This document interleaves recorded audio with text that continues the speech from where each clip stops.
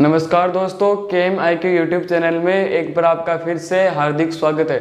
आज हम आपको 12th मैथ के चैप्टर नंबर 4 यानी कि सारणिक डिटरमिनेंट के बारे में पढ़ाएंगे आपको। और जो मैट्रिक्स यानी कि तीसरा चैप्टर था उसके बारे में मैंने आपको पीछे 5-6 क्लास डाल दी है, तो आप वहाँ से पढ़ लेना अगर किसी ने नहीं पढ़ी है तो।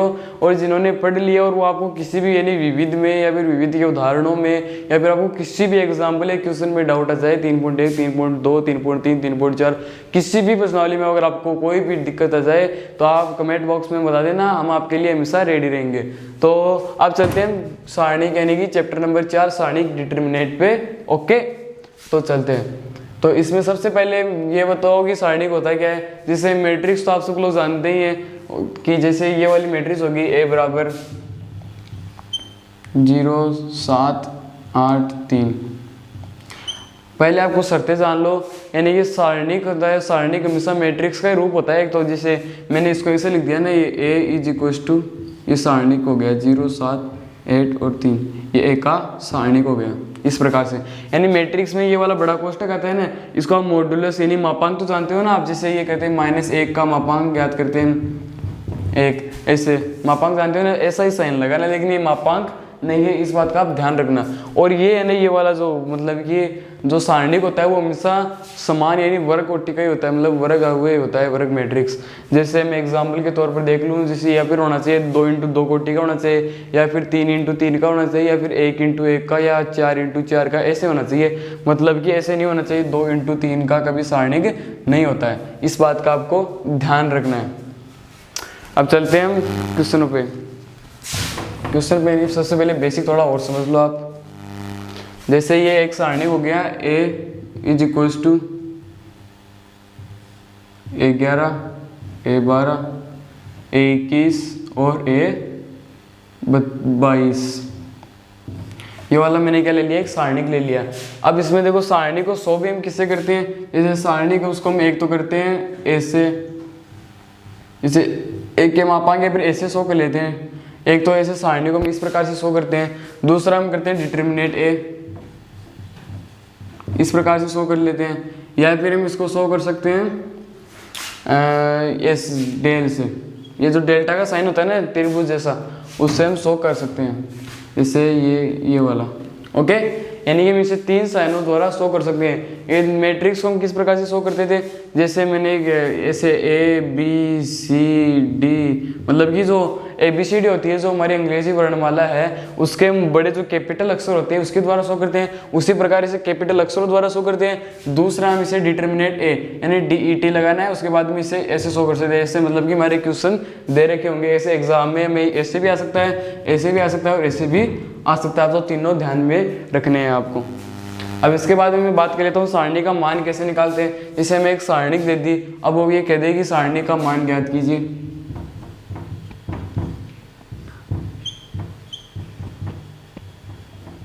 आपको सारणी का मान पूछ ले तो सारणी का मान कैसे ज्ञात करेंगे आप। सारणी का मान ज्ञात करने के लिए आपको पहले तो इन दोनों को मल्टीप्लाई करना पड़ेगा, फिर माइनस लगा के इन दोनों को मल्टीप्लाई करना पड़ेगा। जो आपने शायद जो इनवर्स निकालते हैं ना हम शॉर्टकट ट्रिक में, वैसा ही है। जैसे हम करेंगे एक का सारणिक, एक का मान निकालेंगे ना तो ऐसे निकालेंगे 11, और ये वाला जो साइन है ना ऐसे लिख दें, एक का मापांक ज्ञात कीजिए। तो इसका मतलब होता है कि ये एक के ऊपर जैसे 2 दे दें ना, अगर हम तीर के मतलब कि ऐसे मापांक के जैसे निशान दे दें, हमको मापांक जैसा साइन दे दे, तो आप ये समझ जाना है कि हम इसका क्या निकाल रहे हैं, मान निकालना है इसका। अब मान निकालना है तो हम कैसे निकालेंगे, जो ये 2 ये पद है तिरछे जो पहले आते हैं, मतलब कि A11 और A22 2 सेम आते हैं, उनको क्या करना है मल्टीप्लाई। तो A11 और मैंने लिख दिया A22। इसके बाद में बीच में निशान लगाना है, हमको माइनस का निशान लगाना है।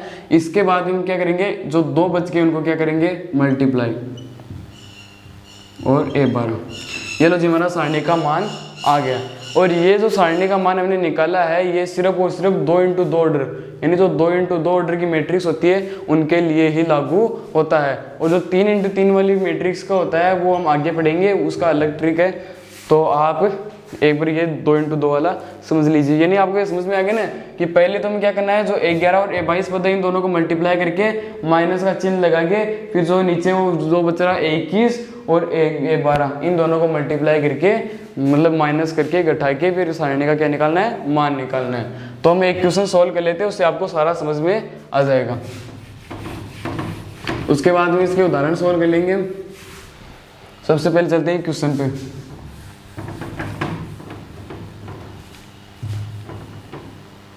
जैसे मैंने एक क्वेश्चन ले लिया, ए बराबर में दे रखी है 7, 3, 2 और 5। ये वाली में क्या दे रखी है, सारणिक दे रखी है। अब मैं इसको ऐसे भी शो कर सकता हूँ, देख लो इसे डिटरमिनेट ए, या फिर मैं इसे ऐसे भी शो कर सकता हूँ डेल्टा से। इसी तीनों प्रकार से मैं शो कर सकता हूँ। आपको क्वेश्चन, ये जो एग्जाम में क्वेश्चन आएगा वो आपको किसी भी प्रकार से दे सकता है, तो आपको जरूर से जरूर तीनों को ध्यान में रखना है। अब इसके बाद में हम आगे सोल्व करेंगे। तो हमें निकालना है क्या है, इसमें हमें क्वेश्चन में दे रखा है कि ए का मापांक निकालिए। इसे में क्वेश्चन दे रखा है, तो कैसे निकालेंगे, तो लिखेंगे ए का मापांक इज इक्वल टू, इसके बाद में क्या करना है, सबसे पहले 11 और 22 पद को दोनों को क्या करना है, मल्टीप्लाई करना है। तो 7 तो 35 माइनस में सीधा वैसे लिख देता हूँ 7 × 5 माइनस, अब कौन से पदों को मल्टीप्लाई करना है, 2 और 3, यानी कि ए 21 और ए 12 इन दोनों पदों को क्या करना है, मल्टीप्लाई करना है। तो करेंगे तो 2 × 3, तो ए का मापांक इज इक्वल टू हो जाएगा 35 माइनस 6 और ए का मापांक इज इक्वल टू ये जाएगा 29। ये लो जी हमारा आ गया मान। एकदम आसान है ना, ये देखो एकदम इजी है, बस कुछ नहीं करना है आपको, इन दोनों को मल्टीप्लाई करके गट्ठा माइनस का चिन्ह लगा के दोनों को क्या करना है, मल्टीप्लाई करना है। तो हमारे क्या जाएगा, एक का मापांक आ जाएगा दोनों को घटाते ही। जैसे मैं एक दूसरा एग्जांपल ले लेता हूँ, a determinant a is equal to में दे रखा है x+1 x और जैसे एक को दे रखा है x+2, ये वाला में दे रखा है। अब हमें पूछा है कि एक का मापांक ज्ञात कीजिए। ओके, तो एक का मापांक कैसे ज्ञात करेंगे, पहले इन दोनों को मल्टीप्लाई करेंगे, यानी पहले 11 पद और ए 22 पद को दोनों को मल्टीप्लाई करेंगे, फिर माइनस का चिन्ह लगाएंगे, फिर ए 12 और ए 21 को मल्टीप्लाई करेंगे। इस प्रकार से हम दोनों को निकालते हैं। तो डिटरमिनेट एक का मापांक, यानी कि हम इसको ऐसे भी लिख सकते हैं, ठीक है, ऐसे भी लिख सकते हैं इसको। इसके बाद में इसको निकालेंगे तो क्या आ जाएगा, दोनों को मल्टीप्लाई करेंगे तो x+1 x+2 minus x × x आ गया समझ में। ये माइनस को चिन्ह लगाया, बस मैंने कुछ नहीं किया, दोनों को मल्टीप्लाई करके घटाया है। तो यह आ जाएगा x को इससे मल्टीप्लाई करेंगे तो आ जाएगा x², इसको इससे मल्टीप्लाई करेंगे तो प्लस के 2x, और इसको इसके साथ मल्टीप्लाई करेंगे तो x और x और इस एक को 2 के साथ मल्टीप्लाई करेंगे तो आएगा 2, माइनस क्या जाएगा x²। तो x² से तो x² कट जाएगा और 2x और x कितने हो गए, 3x+2, और ये आ गया डिटरमिनेट ए का मापांक। ये वाला ये आ गया हमारा डिटरमिनेट ए का मान आ गया। तो इस प्रकार से हमें ऐसे क्वेश्चन सॉल्व करने हैं। तो 2 × 2 ऑर्डर वाले तो आपको समझ में आ गए होंगे। अब हम चलेंगे 3 × 3 ऑर्डर वाली मैट्रिक्स के निकालने के लिए। अगर आपको इसमें कोई डाउट आए तो मेरे को बता देना, लेकिन डाउट तो नहीं आना चाहिए, क्योंकि मैं आगे आपको एग्जाम्पल सॉल्व करवा दूंगा। ये देखो मैं अब बताऊंगा आपको, अब मैं बताऊंगा आपको 3 × 3 ऑर्डर वाली मैट्रिक्स का कैसे निकालते हैं मापांक, यानी कि उसका मान कैसे निकालते हैं। जैसे हमें कोई मैट्रिक्स दे दे कि जैसे हमें दे दे ए इज इक्वल टू 0 7 8 5 3 1 0 4, ये दे दिया। ये मैं कोई मैट्रिक्स दे रखी है, मतलब ये सारणिक दे रखा है, मैं डिटरमिनेट दे रखा है, हमें इसका मान निकाला, सारणी का मान। तो सारणी का मान हमने जो 2 × 2 वाली ऑर्डर की जो मैट्रिक्स थी उसमें कैसे निकाला था, जो हमने ए11 और ए22 पद को मल्टीप्लाई करके उसमें से ए12 × ए21 को घटाया था। तो उस प्रकार से हम किसको इसमें क्या करेंगे, इसमें अलग तरीका है, थोड़ा सा आप समझ लेना, बस ज़्यादा हार्ड नहीं है। बस ये तो आपको, ये जो मैं आपको बता रहा हूँ ना, ये एकदम ये बेस ऐसा समझ लेना, ये सारणी प्रश्नावली का। आगे तो ये इससे रिलेटेड है, यानी कि जैसे ये मान लो ये जो कोई पेड़ होता है ना कुछ, तो उसकी ये जड़ मान लो, ये आगे जो पूरी प्रश्नावली है उसके अंदर आपको मतलब सब कुछ मिल जाएगा आपको। मतलब ये तो एक बेस समझ लो आप, बहुत मतलब नीचे लेवल का है, आपको ये तो आना ही चाहिए, वरना आपको प्रश्नावली में कुछ भी समझ में नहीं आएगा। तो आप थोड़ा ठीक से समझ लेना, ध्यान रख लेना। अब ऐसे निकालेंगे तो किससे निकाल सकते हैं, इसको निकालने के लिए मैं थोड़ा वो सामान्य सूत्र लिख देता हूँ इसका। डिटरमिनेट ए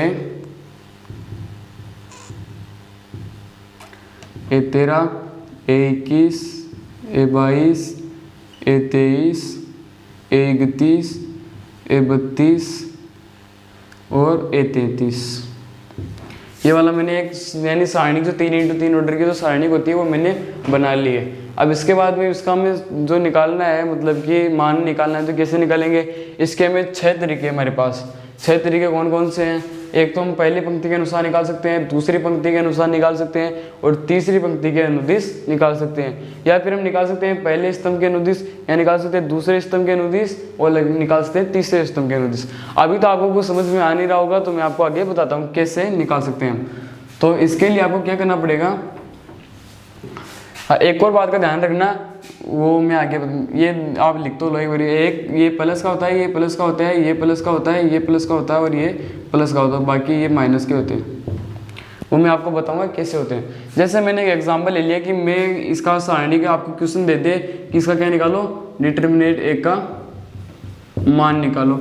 हमें एक ऐसा क्वेश्चन दे दे कि आपको डिटर्मिनेंट ए का क्या निकालना है, मान निकालना है, तो हम इसको 6 तरीकों से निकाल सकते हैं। तो कैसे निकाल सकते हैं, मैं आपको 3 तरीके बताऊंगा। आप बाकी 3 तो आप समझोगे नहीं, आपको 2 ही बताऊंगा मैं, आप आगे निकाल लेना खुद है, ठीक है। तो डिटर्मिनेंट ए का मान हमें निकालना है, तो कैसे निकालेंगे? सबसे पहले मैं निकाल रहा हूँ पहली पंक्ति। पहली पंक्ति कौन सी है? ये वाली हमारी कौन सी है? पहली पंक्ति। ये पहली पंक्ति होगी, दूसरी होगी, तीसरी होगी। तो मैंने किस में निकाला है? पहली पंक्ति के अनुदिश निकाला है। तो मैं लिखना होगा यहाँ पे कि पहली पंक्ति के अनुसार, पहली पंक्ति के अनुदिश भी लिख सकते हो आप।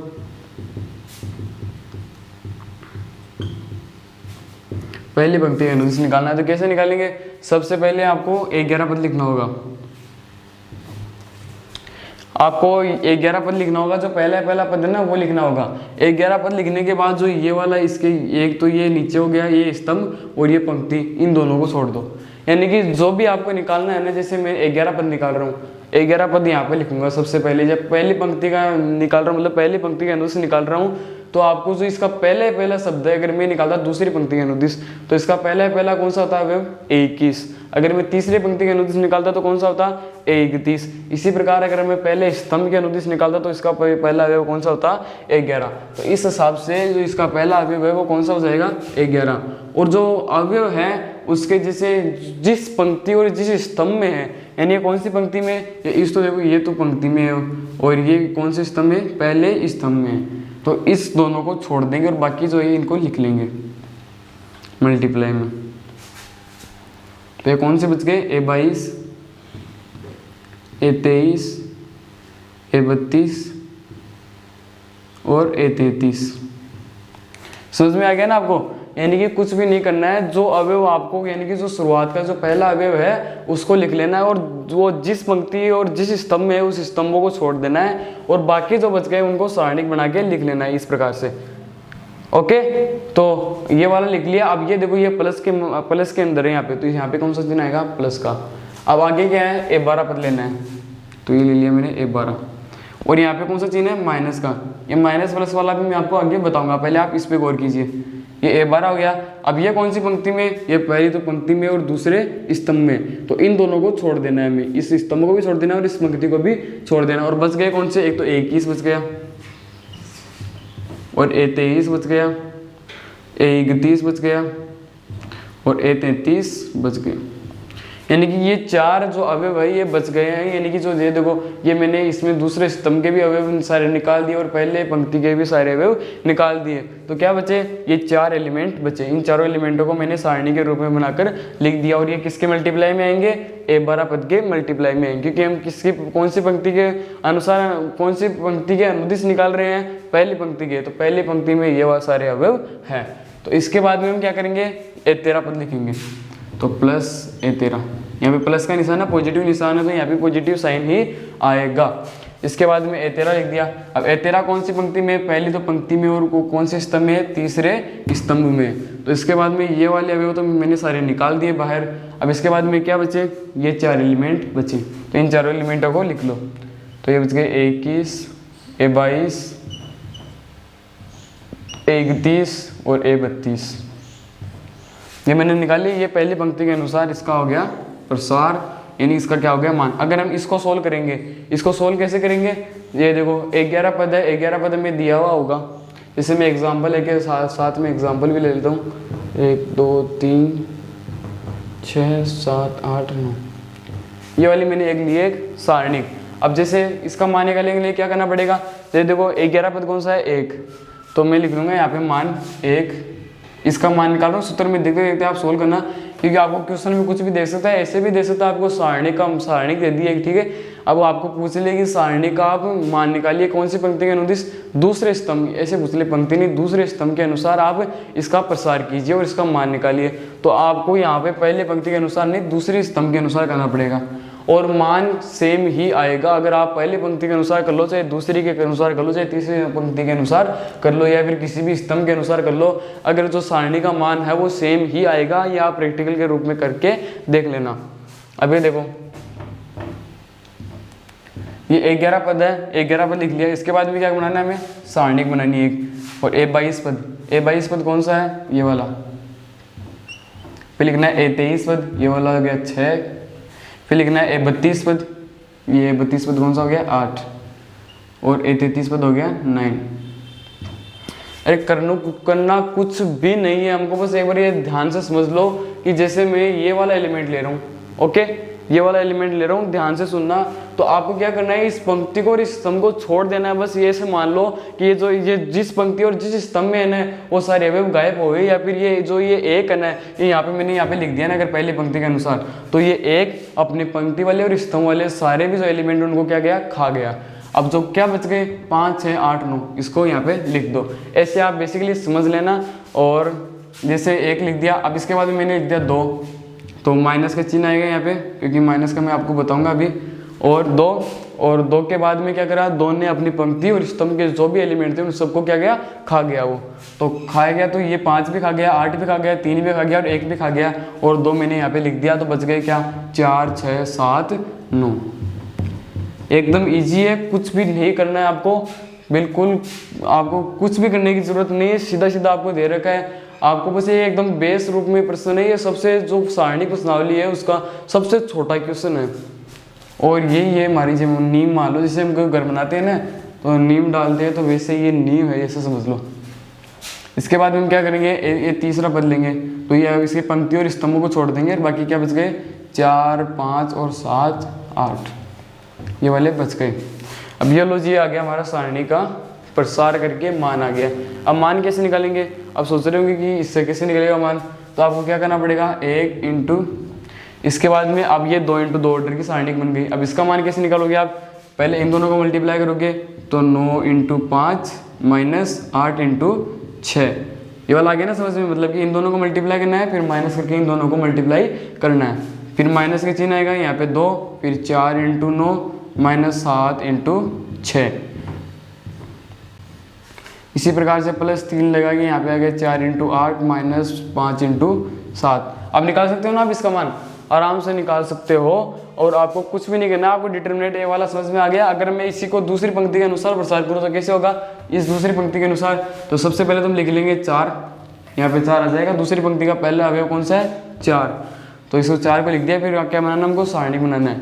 अब 4 ये अपनी पंक्ति वाले भी और स्तंभ वाले दोनों को क्या गया, खा गया, या फिर इन दोनों को हमें छोड़ देना है। तो बच गए क्या 2 3 5 9, तो 2 3 8 और 9। फिर मैंने क्या लिख लिया, इसका दूसरा एलिमेंट ले लिया, ये प्लस का आएगा, यहाँ पे माइनस आएगा। अब ये प्लस माइनस का मैं आपको पहले बता देता हूँ कि क्या होगा। तो ये ऐसे होगा, मतलब कि ये जो सारणी होती है ना, अगर आपको इसका किसका भी मान निकालना होता है तो ये कुछ इस प्रकार से होती है।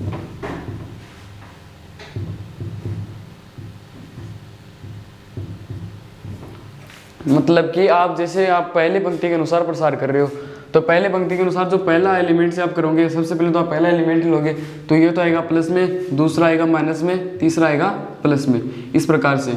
अगर आप कर रहे हो दूसरी पंक्ति के अनुसार, तो उसमें पहला जो पद आएगा, यानी कि जो मैंने लिख लिया यहाँ पे 4, तो वो क्या किस में आएगा, माइनस में आएगा, और दूसरा प्लस में आएगा, तीसरा माइनस में आएगा। इस प्रकार से ये आपको याद ही रखना है। इसके लिए आप एक सिंपल सा ऐसे याद रख लो, जो क्रॉस के निशान में आते हैं वो कौन से आते हैं, हमेशा प्लस, और बच गए जो आगे माइनस। ये आपको ध्यान में रखना है कि अगर मैं जैसे ये ले लूँ कि पहले स्तंभ के अनुसार प्रसार करना है मुझे, ठीक है, तो पहले स्तंभ के अनुसार करूँगा तो पहली जो संख्या आएगी यानी 1 आएगी, ये तो आएगी पॉजिटिव में, फिर बीच में कुछ भी आ जाएगा।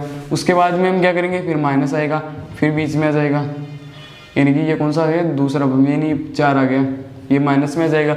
इस प्रकार से आपको समझना है, मतलब कि जो 11 पद आएगा वो प्लस में आएगा। अगर हम सारणी का मान निकालेंगे तब की ये कंडीशन लगती है, यानी जब हम सारणी का मान निकालते हैं तब कंडीशन लगती है कि जब हम 11 पद लिखते हैं तो वो पॉजिटिव में आएगा, A12 नेगेटिव में आएगा और A13 किस में आएगा, पॉजिटिव में आएगा। इसी प्रकार A21 आएगा नेगेटिव, A22 आएगा पॉजिटिव और A23 कितना आएगा, नेगेटिव। तो इस प्रकार से आपको ध्यान में रखना है। जो सारणी का जो भी मैटर था वो मैंने आपको सारा बता दिया है। अब इसके बाद में कुछ क्वेश्चन सोल्व कर लेते हैं जिससे आपको क्या हो जाएगा, पूरा कन्फर्म हो जाएगा। ये मैंने एक एग्जाम्पल ले लिया है, यानी कि ये हमें सारणी दे रखा है 1 1 2 4 माइनस के 1 3 0 4 1 0। हमें क्या निकालना है, इसका क्या निकालना है, मापांक, यानी कि इसका मान निकालना है हमें। इस सारणी का हमें मान निकालना है तो कैसे निकालेंगे, ये किसी भी पंक्ति के अनुसार और किसी भी स्तंभ के अनुसार निकाल सकते हैं। तो मैं यहाँ पे निकाल रहा हूँ, जैसे मैंने निकाल लिया तीसरे स्तंभ के अनुसार निकाल रहा हूँ, या फिर तीसरा स्तंभ तो ईजी हो जाएगा। मैं निकाल रहा हूँ तीसरी पंक्ति के अनुसार निकाल रहा हूँ। तो तीसरी पंक्ति के अनुसार क्या हो जाएगा, यानी हम यहाँ पे लिखेंगे सबसे पहले, ये लिखना ज़रूरी है कि आप कौन सी पंक्ति या कौन सी स्तंभ के अनुसार निकाल रहे हैं, क्योंकि ये अगला वाला जो एग्जामिनर है उसको कैसे पता चलेगा ऐसे कि हम कौन सी पंक्ति और कौन सी स्तंभ के अनुसार आंसर निकालें। तो ये आप ज़रूर लिखिएगा, ज़रूर से ज़रूर लिखिएगा कि तीसरी पंक्ति या दूसरी पंक्ति किसी पंक्ति के अनुसार। तो मैं लिख रहा हूँ तीसरी पंक्ति के अनुसार।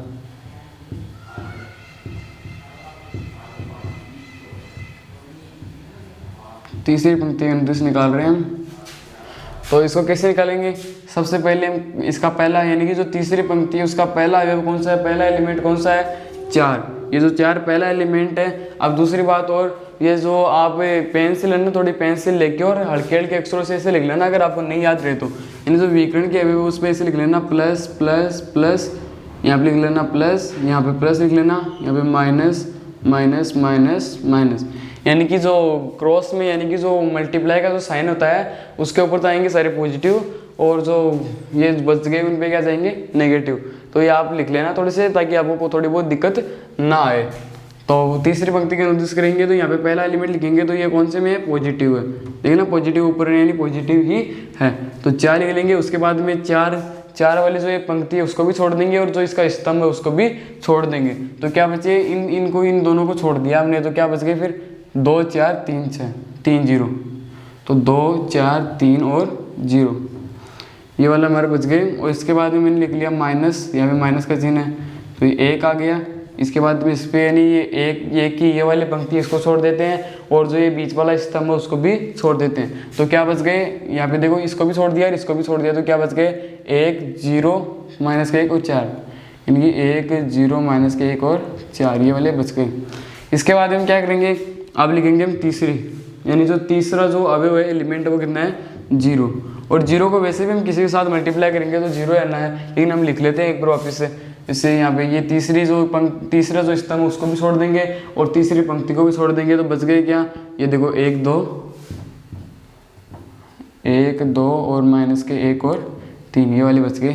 और जैसे यानी कि हम पहले से जानते हैं कि अगर 0 को हम किसी भी संख्या से मल्टीप्लाई करते हैं, चाहे वो 0 चाहे किसी भी चीज़ से, आप मान लो सारणिक हो या फिर कुछ भी हो, चाहे सारणिक मैट्रिक्स कोई भी हो, चाहे आप समाकलन उकलन कुछ भी हो, लेकिन जो 0 से अगर किसी भी चीज़ को मल्टीप्लाई कर दिया ना तो वो क्या होना है, 0 होना है। तो ये तो वैसे भी 0 होना है, तो मैं इसको उठा देता हूँ एक बार। अब इन 2 से मान निकालना है तो कैसे निकालेंगे, 4। अब ये 2 × 2 ऑर्डर क्या है, 2 × 2 ऑर्डर कैसे निकालते हैं मान 2 और 0 को दोनों को मल्टीप्लाई करेंगे तो आएगा 0 माइनस, फिर 3 और 4 को मल्टीप्लाई करेंगे तो आएगा 12। समझ में आ गया ना। यानी पहले मैंने 11 और 22 पद को मल्टीप्लाई किया है, उसके बाद में मैंने 21 और 12 को मल्टीप्लाई किया है। तो ये मैंने लिख लिया यहाँ पे, ये थोड़ा कोष्टक वही आएगा, -1 × 1 और 0 को मल्टीप्लाई करेंगे तो इतना आएगा 0, माइनस और 1 और 4 को मल्टीप्लाई करेंगे तो कितना आएगा, -4। ये आ गया ना समझ में। यानी कि मैंने कुछ भी नहीं किया, बस इन दोनों को ये 2 इनको मल्टीप्लाई किया है, फिर माइनस का चिन्ह लगा के इन दोनों को मल्टीप्लाई किया है। और ये वाली संख्या तो वैसे भी मल्टीप्लाई में है, तो अब क्या करेंगे, अब इन दोनों को मल्टीप्लाई करेंगे तो -12 और 4 को मल्टीप्लाई करेंगे तो आएगा -48, फिर -1 × +4, ये माइनस का माइनस होगी क्या हो जाएगा, +4। तो -48 -4 बराबर आ गया -52। ये वाली आ गई जी हमारा आंसर। हम किसी भी अगर ये हम दूसरी पंक्ति के अनुसार निकालेंगे तो भी ये इतना ही आना है, अगर हम इसको पहली पंक्ति के अनुसार निकालेंगे तो भी इतना ही आना है, या फिर दूसरे तीसरे पहले किसी भी स्तंभ के अनुसार निकालेंगे तो भी क्या आना है, -52 ही आना है। आप इसे निकाल कर देख लेना, ये का यही आएगा, और अगर नहीं निकालना चाहते हो तो कोई दिक्कत नहीं है। अब हम थोड़े से जो उदाहरण है ये पहला, दूसरा, तीसरा, चौथा ये उदाहरण सॉल्व कर लेते हैं। उसके बाद में जो प्रश्नावली में थोड़े जो डिफरेंट क्वेश्चन है वो मैं आपको बता दूंगा। बाकी जो सेम क्वेश्चन है थोड़ी कैलकुलेशन वाले हैं तो वो आपको ही सॉल्व करने हैं। ओके, ये हमारी किताब में दो उदाहरण दे रखे हैं, उदाहरण नंबर 1 और उदाहरण नंबर 2। ये दोनों ही 2x2 ऑर्डर वाली मैट्रिक्स वाले थे, मतलब 2x2 वाली सारणी के थे, तो मैंने दोनों ही लिख लिए। और बाकी जो अगले उदाहरण नंबर 3, 4 और 5 है वो है 3x3 ऑर्डर वाली मैट्रिक्स के। ओके, तो सबसे पहले हम उदाहरण नंबर 1 पे चर्चा कर लेते हैं। तो उदाहरण नंबर 4 हमने ये दे रखा, उदाहरण नंबर 1 दे रखा है। उदाहरण नंबर 1 में जिसमें लिख लिया डेल्टा इज इक्वल्स टू, यानी कि हम इसको ए बी लिख सकते हैं और डिटर्मिनेंट ए बी लिख सकते हैं। इसके बाद में मैंने यहाँ पे लिख लिया, ये आ गया 2, 4 माइनस के 1 और 2। अब क्या निकालना है हमें, इसका मापांक यानी इसका मान निकालना है। ये जो मैं सारणी दे रखी है इसका मान निकालना है, तो कैसे निकालेंगे, इन दोनों को मल्टीप्लाई करेंगे तो क्या आएगा, 4 माइनस का चिन्ह आएगा, यानी 11 और 22 पद को दोनों को मल्टीप्लाई करना है। उसके बाद में माइनस का चिन्ह लगाना है और उसके बाद में 12 पद और 21 पद को दोनों को क्या करना है, मल्टीप्लाई करना है। तो करते हैं, तो 4 माइनस और माइनस के 4, तो हो जाएंगे 4 + 4 यानी 8। ये वाला आ गया हमारा आंसर। अब चलते हैं उदाहरण नंबर 2 पे। उदाहरण नंबर 2 में मैं क्या दे रखा है कि ये वाला सारणी दे रखा है, हमें इसका मान निकालना है। तो हम लिख लेते हैं delta is equal to X, x + 1, x - 1 और x। ये हमें एक दे रखा है। अब हमें क्या करना है, इसका मान निकालना है। तो सबसे पहले हमें क्या करना पड़ेगा, 11 और 22 दोनों को क्या करना पड़ेगा, मल्टीप्लाई। तो करते हैं x × x माइनस, उसके बाद हम क्या करेंगे, इन दोनों को क्या करेंगे, मल्टीप्लाई। तो x - 1 और x + 1, इन दोनों को मल्टीप्लाई करेंगे तो क्या होगा, ये आपने सर्व समीकरण पढ़ी होगी कि a + 1 कोष्टक a - 1, इसका होता है a² - b²। तो ये हो गया x²। इसमें मैंने एक सर्व समीकरण लागू किया। इससे सर्व समीकरण होती है ना, a² - b² = a - b और a + b। ये हमारे 10th और 11th है, तो सामान्य है, तो हर एक क्वेश्चन में आती है, कभी भी आ सकती है। 9th में भी आई होगी, 8th में भी, 10th में भी, 11th 12th किसी में भी आ सकती है। ये तो ये आपको याद रखनी है बस। और x² माइनस, ये हो गया x² - 1, ये वाला हो गया।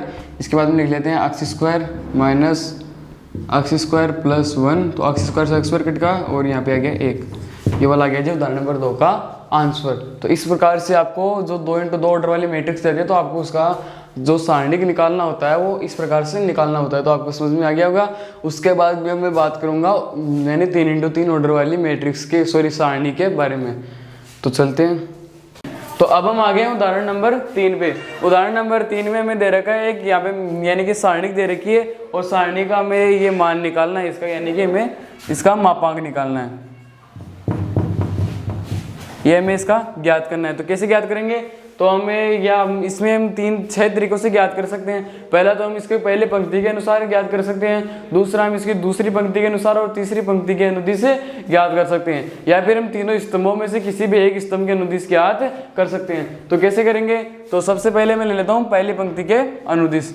तो पहली पंक्ति के अनुदिश लिख लेता हूँ।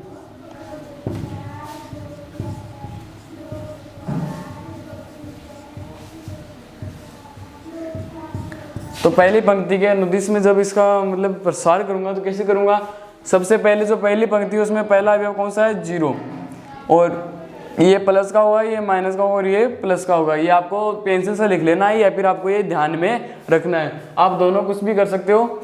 अब क्या करूँगा, अब यहाँ पे लिखूंगा 0, फिर ये 0 वाली पंक्ति को भी पंक्ति को भी छोड़ देना है और स्तंभ को भी छोड़ देना है। इसके बाद में जो बच गए, यानी कौन से बच गए, एक तो ये 0 बच गया, एक साइन बीटा बच गया और एक ये माइनस का साइन बीटा बच गया, और ये कौन सा बच गया, 0। तो ये लिख लेते हैं। तो 0 साइन बीटा माइनस के साइन बीटा और 0। अगर हम किसी भी संख्या को 0 से मल्टीप्लाई करेंगे तो वो कौन सी हो जाएगी, 0 हो जाएगी। तो इसको तो वैसे लिखने की कोई ज़रूरत नहीं है, फिर भी मैं एक बार लिख लेता हूँ। फिर आगे क्या आएगा, साइन बीटा, यानी कि जो A12 पद है, यानी जो अगला वाला पद है पहली पंक्ति का, वो लिखेंगे। उसके बाद में उसकी जो पंक्ति और स्तंभ उनको छोड़ देंगे और उसके बाद में आगे लिखेंगे। तो आ गया माइनस के साइन अल्फा। अब इसकी वाली स्तंभ को छोड़ देंगे और इस पंक्ति को छोड़ देंगे तो क्या बच गया, माइनस के साइन अल्फा, 0 कोस अल्फा और साइन बीटा, ये बच गए। तो ये बच गया माइनस के साइन अल्फा, साइन बीटा और कोस अल्फा और 0, ये वाला मेरे क्या बच गए। तो अब क्या करेंगे, अब यहाँ पे लिखेंगे तीसरे वाले का। तो तीसरे वाला कौन सा आएगा, पॉजिटिव में, तो ये पॉजिटिव है, लेकिन ये वाला नेगेटिव है, जो इसमें एलिमेंट दे रखा है वो वाला नेगेटिव है, तो ये यहाँ पे माइनस का चार्ज आ जाएगा। तो यह गया माइनस के कोस अल्फा। अब यहाँ पे देखो ये वाली पंक्ति भी हमें छोड़ देनी है और ये पहले ये जो स्तंभ है तीसरा, ये भी हमें छोड़ देना है। तो फिर उसके बाद में क्या बच गया, एक तो ये बच गया माइनस के साइन अल्फा, 0 कोस अल्फा और माइनस के साइन बीटा, ये बच गया। तो माइनस के साइन अल्फा, 0 कोस अल्फा और माइनस के साइन बीटा, ये हमारा बच गया। अब हम क्या करेंगे, अब जो ये वाली आगे हमारी 2 × 2 ऑर्डर की आगे मतलब सारणी की, अब इसका मान तो हम आसानी से निकाल सकते हैं, क्योंकि विकरणों को अभी विकर्ण जो एलिमेंट है उनको मल्टीप्लाई करके घटाना है, बस इतना सा काम है। मैं अब फिर भी आपको करके बताता हूँ। इसको करेंगे मल्टीप्लाई 0 से, तो ये तो वैसे ही 0 हो जाएगा, तो मैं अगले वाले का बता रहा हूँ। तो ये जाएगा माइनस के साइन अल्फा, यह आ गया माइनस के साइन अल्फा को 0 से मल्टीप्लाई करेंगे तो आ जाएगा 0, और कोस अल्फा और साइन बीटा को करेंगे तो क्या आएगा, कोस अल्फा, ये बीच में माइनस का चार्ज तो आएगा ना, हाँ, तो वो मैं लिख रहा हूँ माइनस का चार्ज, तो हो जाएगा कोस अल्फा साइन बीटा। इसके बाद में मैं क्या करूँगा, इसके बाद में अगले वाला जो क्या दे रखा है, माइनस के कोस अल्फा, तो ये ऐसा कैसा लिख दिया। इसके बाद में माइनस के साइन अल्फा को साइन बीटा से मल्टीप्लाई करूँगा, तो माइनस से माइनस को मल्टीप्लाई करूँगा तो हो जाएगा प्लस, और इन दोनों को मल्टीप्लाई करूँगा तो हो जाएगा साइन अल्फा साइन बीटा, और इन दोनों को मल्टीप्लाई यानी कोस अल्फा को अगर मैं 0 से मल्टीप्लाई करूँगा तो हो जाएगा 0, और माइनस 0 करूँगा तो इसका कोई मतलब नहीं है। अब इसके बाद में इसको आगे सोल्व करते हैं तो हो जाएगा साइन अल्फा कोस अल्फा और साइन बीटा, माइनस ये हो जाएगा sine alpha cos alpha sign beta. अब ये देखो ये वाला पद भी सेम है और ये वाला पद भी सेम है, तो दोनों आपस में कट जाएगा, क्योंकि ये वाला माइनस का और ये वाला प्लस का है, तो दोनों कट के आंसर क्या जाएगा 0। तो ये लो जी हमारा सारणी का मान आ गया है। इसी प्रकार से हमारा एक उदाहरण नंबर 4 है, वो भी आपको सोल्व करना है।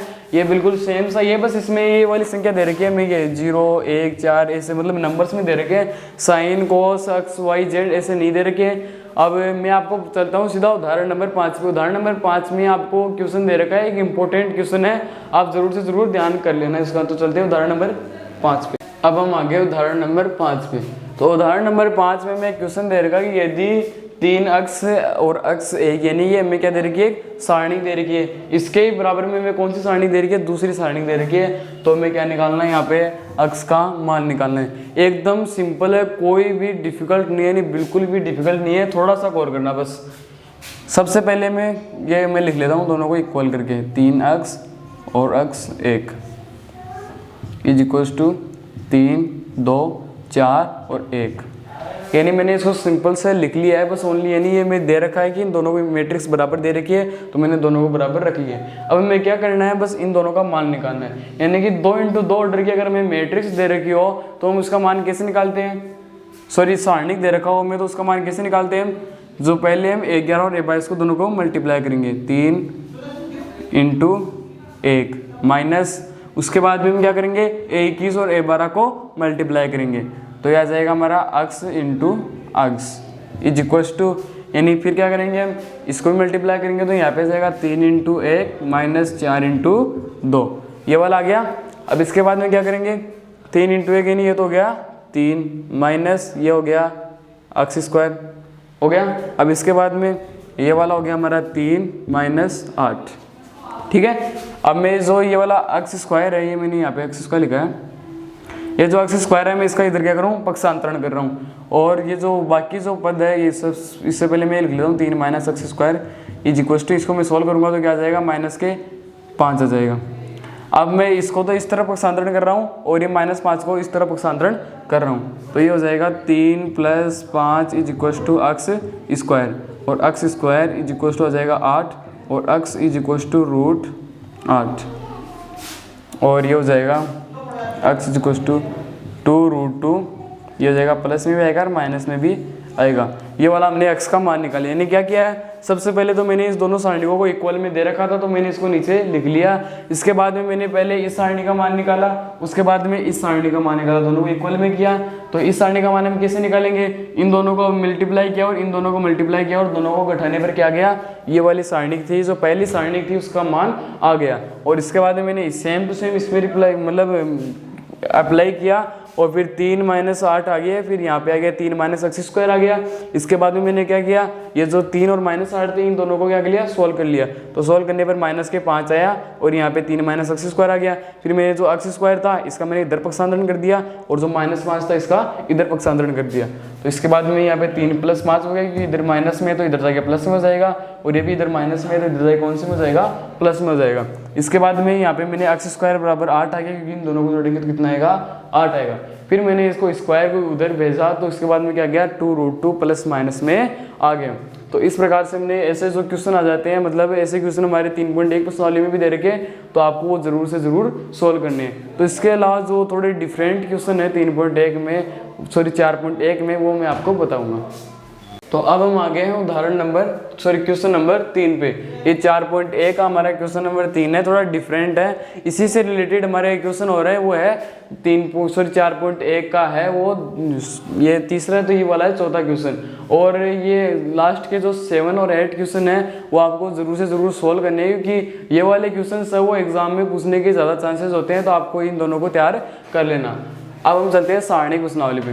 तो सारणिक में हमें ये वाला क्वेश्चन दे रखा है, इसमें क्या करना है, ये में एक दे रखी है एक सारणिक, तो हमें इसे सिद्ध करना है कि 2a मतलब कि 2a का मापांक = 4 × a का मापांक, ये हमें सिद्ध करना है।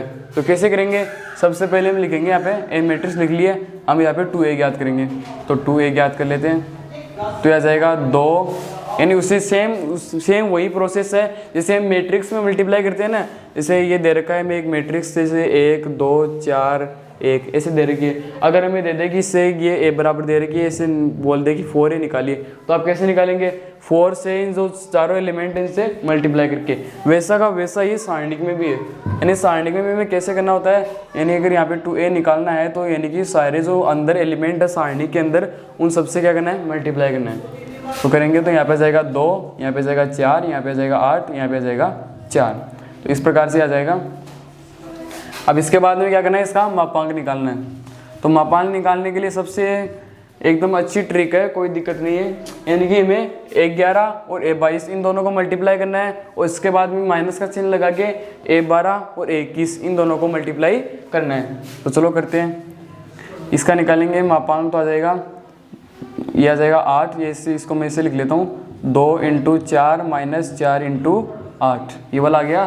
फिर 2a का मापांक = आ जाएगा 8 - 32, और 2a का मापांक = ये 8 - 32 हो गए यहाँ पे। और अगर हम 8 में से अगर 32 को घटाएंगे तो कितना आएगा, 24 माइनस के 24, ये हमारा आ गया LHS का मान। लेफ्ट हैंड साइड है उसका मान हमने निकाल लिया। अब निकालेंगे राइट हैंड साइड का, यानी RHS का मान निकालेंगे। तो RHS का मान कैसे निकालेंगे, 4 और 1 का मापांक। यानी हमें इसमें क्या करना पड़ेगा, पहले हमें 1 का सारणिक निकालना पड़ेगा, यानी जो a सारणिक है उसका मान निकालना पड़ेगा, और उसके बाद में उसे 4 से मल्टीप्लाई करना पड़ेगा। तो चलो करते हैं। इसके बाद पहले हम निकालेंगे 1 का सारणिक। तो 1 का सारणिक निकालने के लिए मैट्रिक्स लिख लेता हूँ मैं यहाँ पे, इस दे रखिए 1 2 4 और 2। 1 का सारणिक निकालेंगे तो कैसे निकालेंगे, इन दोनों को मल्टीप्लाई करेंगे पहले विकर्ण के वेव को। तो 1 × 2 - 4 × 2, तो 1 का मापांक = आ जाएगा 2 - 8, और 1 का मापांक = आ जाएगा -6। आ गया समझ में। अब इसके बाद में क्या करना है, इसे 4 से मल्टीप्लाई करना है। तो ये हो गया 4 × -6 = आ जाएगा -24। बोलो LHS और RHS सेम आ रहे हैं ना, तो यानी कि ऐसे जो क्वेश्चन आते हैं वो आपको इस प्रकार से सोल्व करने हैं। यानी कि इसमें दे रखा है, मैं ये दे रखा है कि 2a, यानी इसमें पहले तो हमें 2 से मल्टीप्लाई करना पड़ेगा, उसके बाद में सारणी का मान निकालना पड़ेगा। और इसमें 4 बाहर दे रखे हैं, यानी अगर सारणी के अंदर दे रखे हो तो पहले मल्टीप्लाई करना है, और अगर बाहर दे रखे हो तो पहले मान निकालना है और उसके बाद मल्टीप्लाई करना है। तो ये वाले क्वेश्चन हो गया। और अगर आपको किसी भी यानी 4.1 प्रश्नावली में अगर आपको किसी भी क्वेश्चन में डाउट है तो आप मेरे को बता देना, कमेंट बॉक्स में लिख देना, टाइप कर देना, मैं आपको उसका आंसर बता दूंगा। या फिर कोई अगर कोई थोड़ा बड़ा क्वेश्चन रहा तो मैं आपको नई वीडियो बना के दिखा दूंगा। तो अब आप वीडियो कर दीजिए लाइक एंड चैनल कर दीजिए सब्सक्राइब। मिलते हैं दोस्तों अगले वीडियो में।